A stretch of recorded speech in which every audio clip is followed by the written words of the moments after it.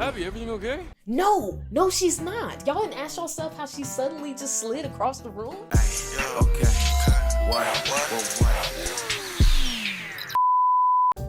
Welcome back, guys. This is part 2 of the Quarry recap. So far, Jacob has sabotaged the van and stranded the counselors there for one more day. They had a bonfire against Chris's instructions to stay in the lodge. Some drama popped off, and some of the characters got attacked by some creature. If you missed it, go back and watch part 1. Now, let's get back into the story. Nick turns out to be alive and is back at the bonfire with the others. He tries to explain what happened to him and that an animal attacked him. Dylan points out that Nick's wound appears to be infected, and here the player can choose to apply pressure to it. Nick winces in pain, and Dylan suggests amputation. There's some noise in the bushes, and Ryan points the gun, ready for action. It would be in your best interest, if you want this ending, to not just shoot into the bushes.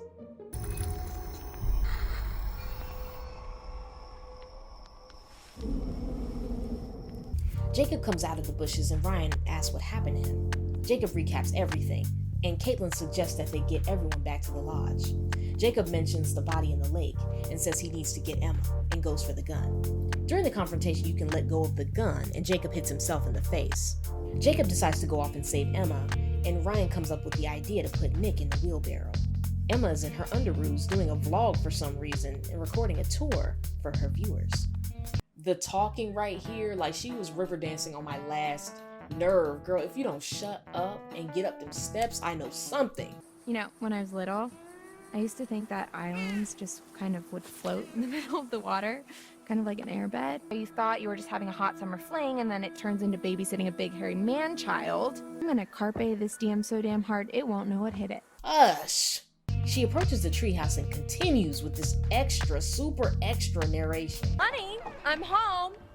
What's that now? I forgot the children's bedtime. Well now, that's a fine how do you do. She hears a noise and is not taking it seriously at all. Did you hear that? Looks like we have a choice on our hands. Do we snoop through someone else's belongings? Or do we open the spooky trapdoor and die a horrible, painful death? Now the smart thing to do is search the bag for clothes, tools that you can use before opening the door. She opens the door and this ugly, and these things are ugly, excellent design. The creature drops down and you can choose to spray it or tase it and take a picture for proof. Then the chase is on. Emma goes for the zip line and keeps running. The wolf catches up and she goes into the treehouse. Here she should use the trap door and climb up. Then she'll get bit. I know you're sweating, but don't panic. Back to the gang. They ask Nick how he's doing, and he says he's really hungry. They go inside and Caitlin tends to Nick while Abby finds him something to eat.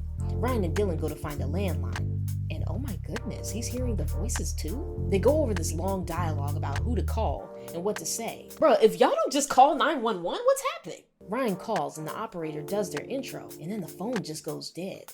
Now Ryan, this is your first strike. Because when that line went dead, you didn't have any reaction. You weren't confused, you weren't irritated, just nothing. It almost like you were just unbothered by it happening, or maybe expecting it to happen. I don't know. Either way, it's giving imposter. Thankfully, the game kind of lets you address that. Dylan tries to get the phone working and it doesn't help. They go back and forth about him using the gun and the lights go out. And I noticed Ryan and Max have this thing of trying to logic their way out of admitting that things are not right. Like, give it up. Like, y'all are in a horror movie. Accept it. After the whole conversation of whether or not Dylan could handle the gun, he proceeds to run out with the gun like this is Call of Duty. And Ryan has second thoughts, insisting they should leave it with Caitlin. Dylan ends up not holding on to any of the guns and they proceed through to the campgrounds. Back to Emma, who is trying to escape the clutches of this beast. She climbs up to the roof of the treehouse and sees another zip line. The player should reel in the zip line slowly as to not damage it. Falling in the water causes the taser to no longer work, but Emma seems to be safe for now. Nick is still laid out from his injury, and Abby comes to give him a drink and check on him. He says he's okay, and they have their little moment. Caitlin comes back with another gun from Mr. Hackett's office to check on them as well. Just as they notice the lights won't come back on, there are footsteps from upstairs. Caitlin goes to check it out. After wandering through the cabin, she sees a large man coming up the stairs. Side note, I don't know how he didn't notice her here. I mean, maybe it's darker for them than it looks for us, but I'ma just give y'all the benefit of the doubt because Like, look at how obvious she is right here. Supermassive, I need y'all to be so for real. He couldn't see her? Then she lets him just take the gun out of her hand. He does not chase after her at first, but she runs back. Meanwhile, Nick starts rambling on, trying to see if he can still get with Abby and what her future plans are. Rightfully, Abby is a bit distracted. When she asked if he wanted more to happen, Nick turns into Remy Mom. Are you dumb? Hey. They hear the sounds of Caitlin running back and the man approaching, so they all run. The large man grabs Abby, and Nick loses it, y'all. She's mine! Nick, you are supposed to abort mission. You cannot. Oh. Well, I guess you can. We cut to Dylan and Ryan, who are walking through the woods. We get some more exposition about Dylan, who actually wants to major in quantum physics and not DJing. He explains that he's more into that stuff at home, but at the camp he overcompensates because people seem to like him more. And I actually like that about him. I did not like Dylan at first, but I don't know. As the layers are coming back, okay. Dylan can explore here, and there are more claw marks on the side of the cabin. Inside the camp radio hut, Dylan sits at the desk. He explains the radio should be able to broadcast a mile away, and that he taught himself how to use it. Okay, Dylan. Immediately after me being impressed, it's followed by the worst SOS broadcast I have ever heard. Hello, how's it going out there? This is, we need help. This is, we are counselors at Hackett's Quarry summer camp, and there's been a horrible accident, attack, some stuff bad here. We need your help. There is a swarm of bears, and they are everywhere, and there's these hunters too, and they seem to be shooting at the bears, but also at us, which is not good, and a few of our friends are hurt, and we are in desperate need of help, so please, there's vicious bears, and we don't know what to do, so please come help us. SOS, this is an emergency. Save our ship. Come on down, please help us. All this man Dylan does is play. Couldn't be on my apocalypse survival team. Just simply could not. As Ryan lets him do his thing with the technology, something comes out of the bushes. And again, Ryan, I'm looking at you crazy because you're just not a, what in the world is that? Just nothing. Just standing there. Were they listening to the radio broadcast? Oh, shoot. Well, R.I.P. Dylan wants to go find the others and goes to leave the cabin. Oh. Well, never mind. What was that, you ask? Oh, nothing. Just the werewolf. The whole werewolf out there that Ryan neglected to tell him about. Look at him staring into space when he asked him about it. Ugh. Now Dylan and Ryan are stuck in that radio hut, and the wolf crawls to the top of it. Caitlin and the others are walking by the cabins when Ryan tells them to take cover. Dylan comes up with a plan to attack the wolf's sensitive hearing by playing loud feedback noises from the speakers. The wolf pulls one of the important wires, and Dylan reaches up to fix it. Dylan says his hand needs to be cut off, and even though my senses would say to cut it, you actually don't have to cut off his arm. Ryan finishes what Dylan started and plays a loud feedback noise, causing the wolf to run off. Caitlin and the others come out, and the guys join them. Dylan fills them in on what happened. They're interrupted by the sound of a gunshot and see a mysterious woman running away from the scene. They investigate the area by the pool and discover a body floating in its own blood. In Chapter 6, we catch up with Jacob, who is searching the area that Emma was in. There's an important piece of evidence that he can find. Best ending. He starts hearing whispering and gets spooked. This causes him to almost back up into Emma. Emma is understandably disturbed by everything that's been happening. She reveals that she was bitten by something that was obviously not a regular animal. And Jacob says the hunters are out there as well, and Emma shows her bite. Jacob remarks that it's only a little scratch. Those werewolf genes sure do work fast.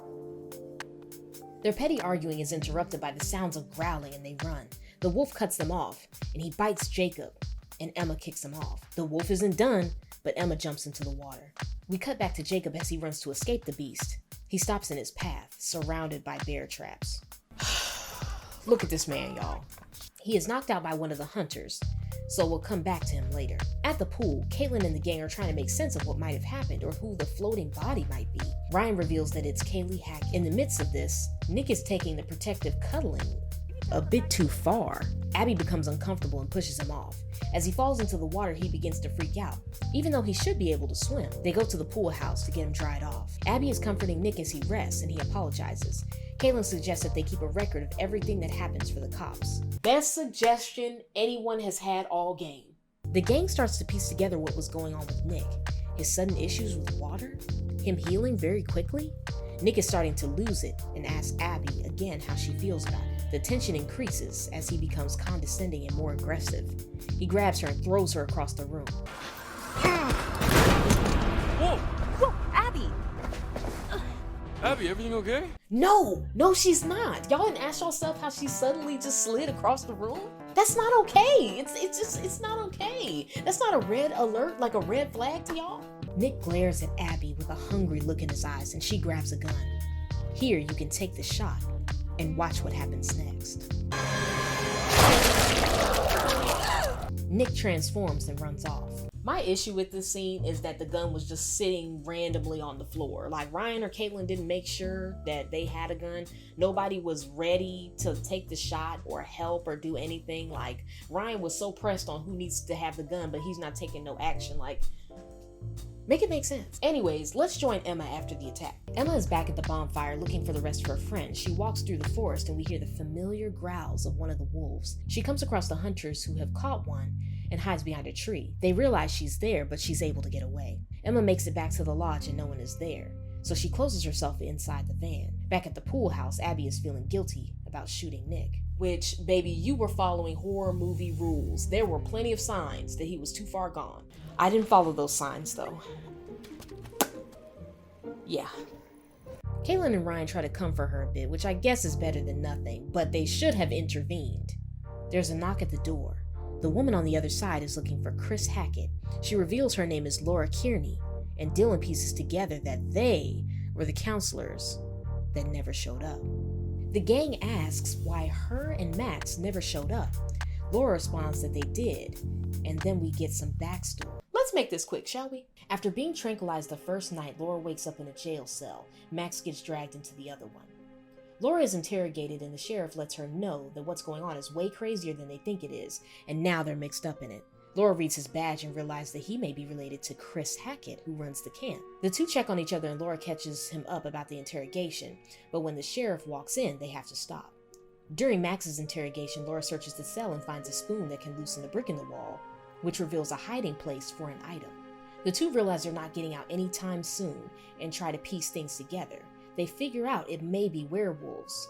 In the present, Ryan and Dylan don't believe it. They were there for weeks, going over everything multiple times, but it still didn't make any sense. But one day, they decide enough is enough and that they need a plan. Laura decides to get on the sheriff's good side and wait for her moment. She reveals they know Max is a werewolf. On the night Max is supposed to transform, he cuffs Laura in front of the cell so she can watch. When he finally does transform, she gets her eye scratched out. She cleans and dresses the wound, and from there the player can search the station. The sheriff, aka Travis, has his computer on, but it's locked, and there are clues around the station.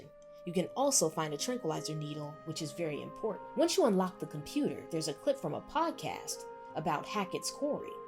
Apparently it's revealing too much information because an email shows that Chris was asking Sheriff Travis to shut it down. The next day, the sheriff sees that Laura didn't try to run. He gives Max an iPad to learn more about what he is now and sits down to talk to Laura. He lets her know that his family's not so bad and wants to see if she can help with the curse. Chris shows up wanting to see the counselors after guessing that they weren't there when they didn't show up. Laura discovers from the conversation that Chris was the werewolf that bit Max, so if they kill Chris, they end Max's curse. They pull a stunt where Laura acts like she's hurt, and they use it to tranquilize the sheriff and get free.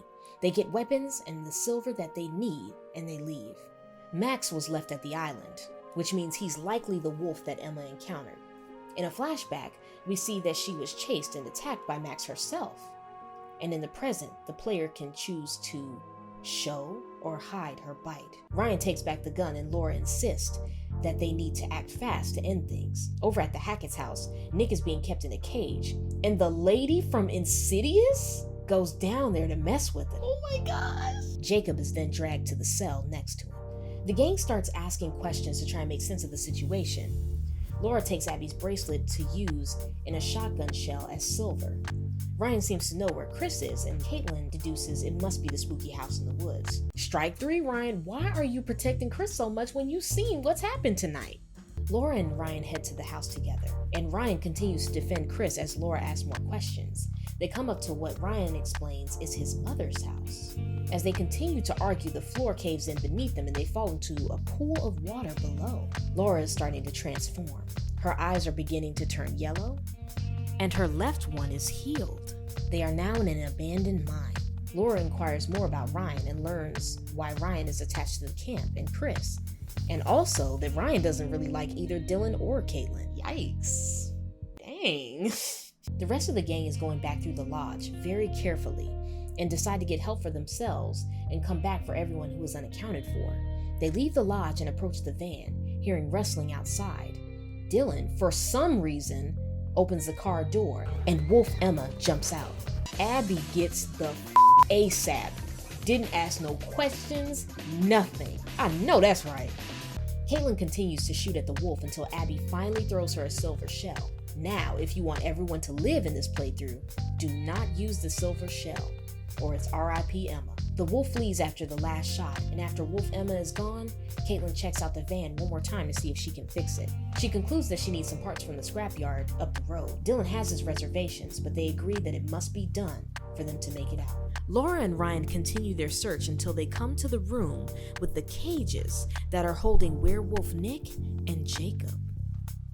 They call out for Jacob and see he's not doing well. Here, you don't open the cage or let Laura take the shot. Jacob, who is desperate, directs your attention to the breaker box. The mother upstairs asks why Travis, the sheriff, isn't out with the rest of his family, and reveals that they have indeed been trying to keep the counselors safe this whole time. Maybe they should have explained that? The sheriff explains that Kaylee Hackett was shot in werewolf form by a silver bullet and is now dead, and the mother is not happy. Oh, not my granddaughter, not my only granddaughter, not my Kaylee, not my little Kaylee, not my little Kaylee, not my little Kaylee. Back downstairs, Jacob continues to insist that they get him out. Ryan agrees to help Jacob and starts working with the breaker box. It works, but only for the doors inside. The sheriff pops up, restraining Laura, shouting upstairs for them to send Bobby down. We join Caitlin and Dylan on their quest to the scrapyard. They briefly discuss Ryan and Laura, which she's in a relationship and he's just, they make such a big deal about Ryan and I just don't get it. But if y'all wanna fantasize and obsess over the dry piece of toast, then that's what y'all wanna do. I suggest y'all pull up to the scene with some butter and some jelly because he's at the Hackett house. Wait, no. I can't let this go. Really? Dylan and Caitlin? That's what y'all like? At the Hackett house, Laura is demanding to be released. They allow her to get loose and point the gun at them for some reason. The mother, Constance, turns out the light and struggles with Laura for the gun. Now this part is very important. Do not mash when they tell you to mash, or this will happen.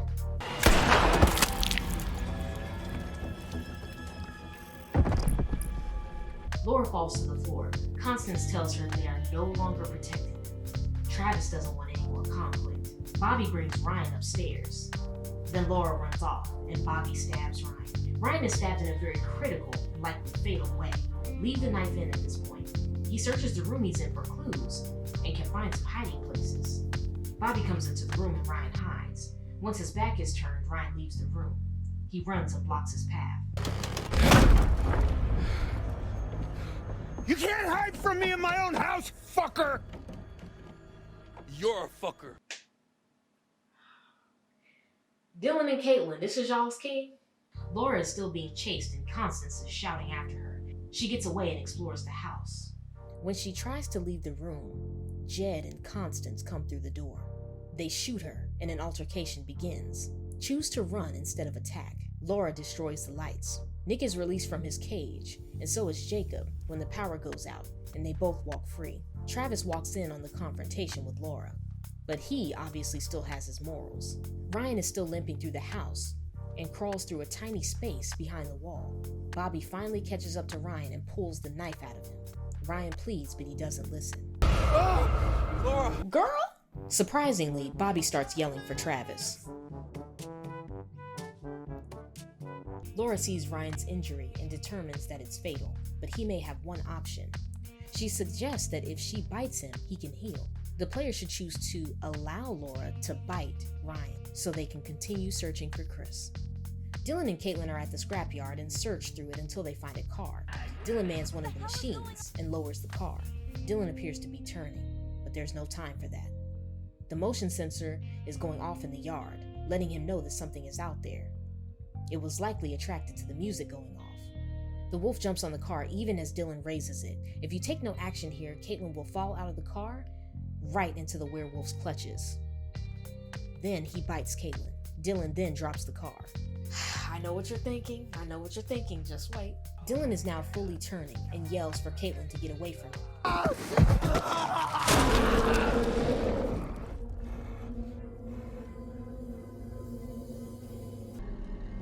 You should go be a counselor at summer camp, Abby. You'll learn how to interact with people better, and you'll have loads of fun and make friends for life. I know that's right, Abby. She seems to be in the bunker rethinking her decisions and hears a noise. She can climb up the ladder through the trap door and into Chris's office. At the Hackett house, Laura blocks the door to the room that she and Ryan are in. After they search the room, they find Chris Hackett. Hungry and seeing prey, he gets out of his chains. Very easily, might I add. And then when he attacks, they fall through the floor. Chris is attacking Bobby, and Laura finally turns. Werewolf Chris is wearing Bobby out. As Constance and Jed just mosey on out the room, okay? He knocks Bobby out and Ryan goes for the gun. He shoots Chris and Laura changes back. And at this point, I know I said everyone lives, but it's everyone that can live. Please take this shot right here. Laura asks what now, and Travis informs them that this is not over, and that Chris was not the first person to be bitten. Caleb, Chris's son, was actually the first person that was bitten. Chris was bitten trying to protect him and Kaylee. Travis states that Silas is the first wolf who bit Caleb, and he was a gypsy. Ryan recognizes the story and says that he must be the white wolf, the wolf he saw at the cabins. Oh wow, I didn't know that was Silas. Travis deduces that it must have been Silas in the road the night Laura and Max were driving to the camp. He asks Ryan and Laura for help hunting Silas. Laura agrees, but says it doesn't mean that she forgives him. Okay, y'all, so here's the backstory. So during the Harem Scarum, the traveling sideshow, Caleb and Kaylee saw Silas, the dog boy, locked up, and they felt sorry for him. They decided to create a distraction so that they could free him by setting hay on fire. Hay is super flammable, and it ended up causing a huge tragedy. People ended up going up in flames. It was a mess. But they ended up getting Silas free, and in the process, Silas bit Caleb. And then Caleb bit Chris, and then Kaylee got infected too, so they were all werewolves. The current sheriff was killed, hence the burned up badge that we saw. And Eliza, the fortune teller, Silas's mother, went into the woods looking for him. That's why she haunts those woods, and she's who they hear when they hear voices in their ear. From there, the Hacketts had been trying to hunt Silas to end the curse, hence the trail cameras, but had no luck, even bad luck, ever since. Max wakes up, bless his heart, and is confused, having changed back after Chris was killed, since Chris was the one who bit him. He finds some clothes and starts searching for Laura. Caitlin is at the lodge. She has the opportunity to search for more clues around the cabin, aka evidence. Jacob and Emma are reunited, and Jacob looks strange as though he's turning. Leave me alone! Okay, summer's over, Emma! You alright there, buddy? He transforms and Emma uses the silver bracelet to repel him. Thank goodness it wasn't fake. At the lodge, it's showtime, and Wolf Caleb busts in through the chimney. Look at Caitlin, y'all. Caleb comes up the stairs. If the player does not shoot, the wolf will be turned off by the smell and leave Caitlin alone, only scratching her. Ryan, Laura, and Travis are in the car, headed to the spot Travis is sure that Silas is in. Ryan gives a synopsis of everything that happens, and Travis feels like it's not that simple. He says that tonight is his only chance. Oh my gosh, enough is enough. Enough is enough with these jump scares. Travis and Ryan are passed out, and Laura's trying to take control of the wheel.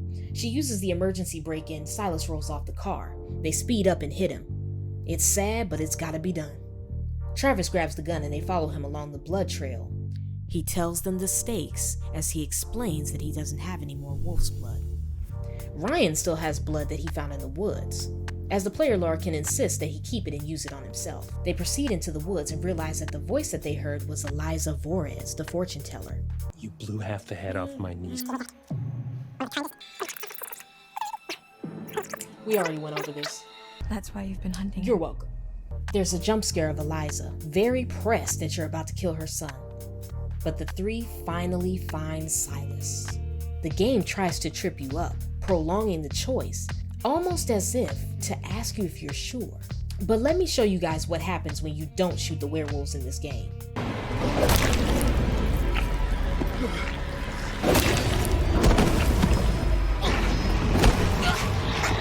Laura takes the shot and it's finally done.